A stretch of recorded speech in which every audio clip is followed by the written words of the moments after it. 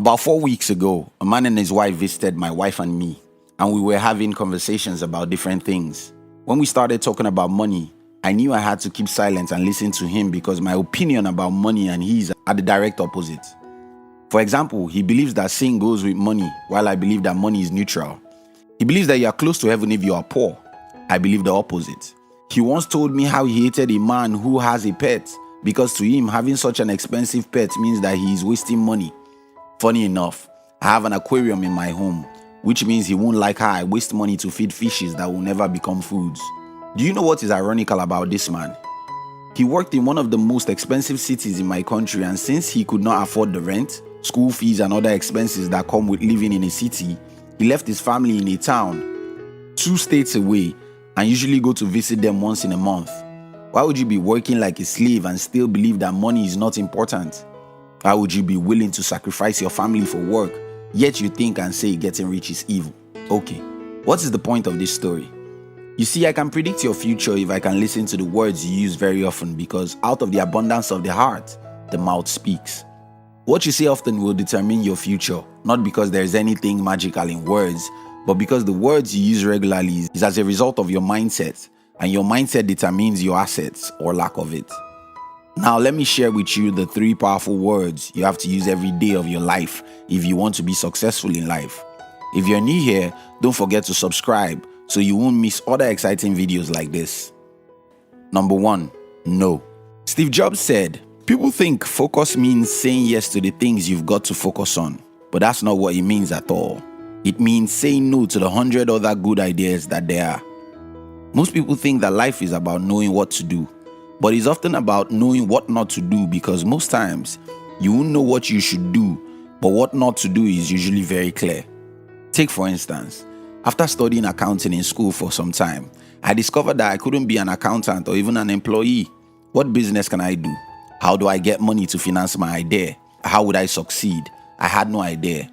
But I said no to school anyway, so I can figure out other yeses I need to figure out. Most people lack such courage, and that's why they are poor. The truly successful people use the word no every day. No to little things. No to time-wasting activities. No to negative people. No to 100 business ideas that will distract us from the concept we are working on right now. Kelly Corrigan said, "One friend told me that her one big takeaway from 3 years and $11,000 of therapy was learning how to say no." That's how important the word no could be. You see, most things in life don't worth it. Most people don't worth your friendship. Most ideas don't worth pursuing. Most internet content don't worth reading or watching. If you don't say no every day, you will end up miserable because you waste too many time and emotions on little things. 2. How? Ben Carson's mother used to work in the homes of the rich. Then at a point, she discovered that every rich person she worked with had a library, even though this wasn't a normal thing amongst the poor. She got back home and convinced her children that they had to start reading every day. That was how she raised one of the most celebrated neurosurgeons in the world, Ben Carson. I watched a video last week of a man whose library worth over $500,000. Charles T. Munger said, "In my whole life, I have known no wise people who didn't read all the time. The rich always ask how. How was that made? How did that man become successful? How did that man do it?" I have in my library all sorts of books.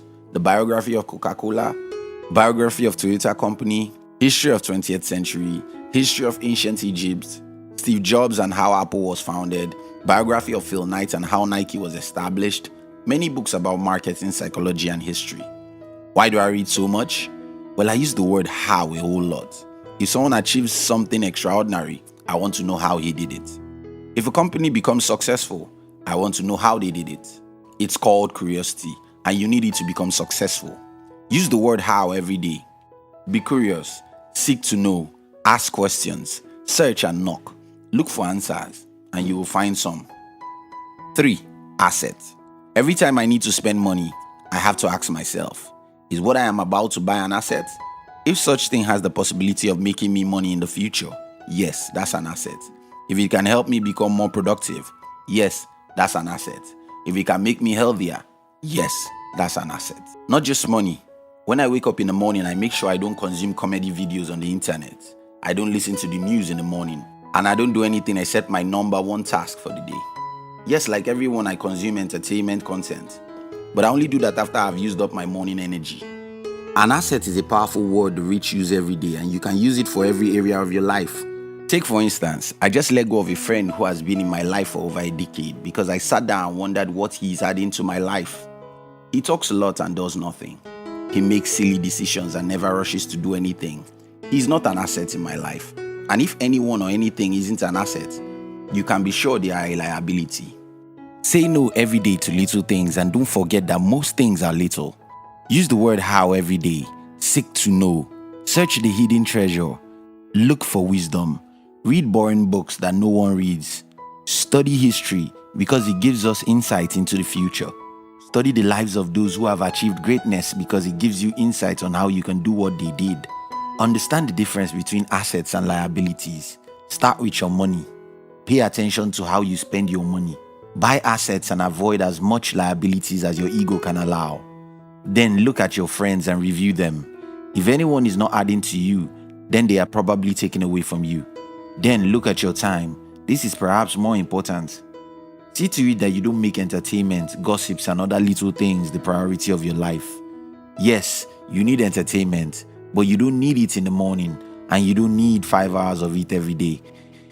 If this video makes sense to you, share it with your friends and don't forget to subscribe if you've not done so. We love you.